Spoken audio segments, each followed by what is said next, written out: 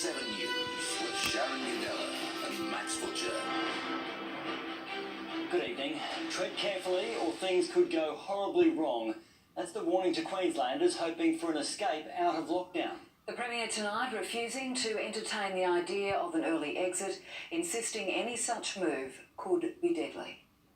Get used to life in lockdown. If we get this wrong, it could go horribly wrong. And this from our Chief Health Boss. It's too early to go and lift these restrictions now. We've had those lower case numbers, but not for that long. A lab worker at Cairns Hospital, one of 6 new cases overnight. Despite National Cabinet's 4-week deadline to look at easing restrictions, we'll be looking at a number of options, but I don't want to give anyone any false hope on whether beaches or national parks could open first. I'm not going to talk through hypotheticals. Please just give us the time to do the work. It would be negligent of me to do that today. However, regional areas with little to no cases will be reviewed. And as for what happens in other states, they may move on restrictions before Queensland. 79 days since the first case, the state's total now stands at 1,007. 19 people are in hospital, 11 in ICU, with 9 on ventilators.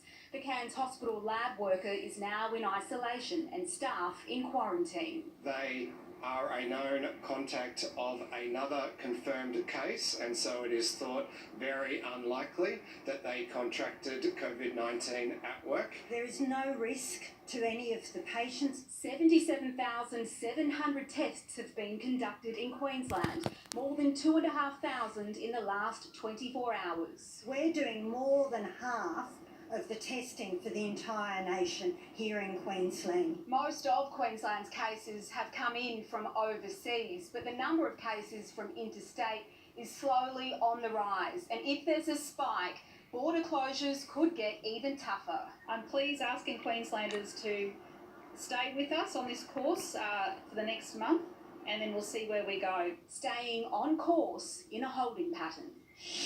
And after mounting pressure, the government says it's now resolved issues on its rental relief package with a clearer set of guidelines now available for both tenants and landlords. The Housing Minister Mick de Brenni announcing tenants wanting a discount on their rent will have to prove they've suffered at least a 25% reduction in income due to coronavirus. And $20 million worth of grants will also be made available for thousands of struggling households. Thanks, Marlena. And later in the bulletin...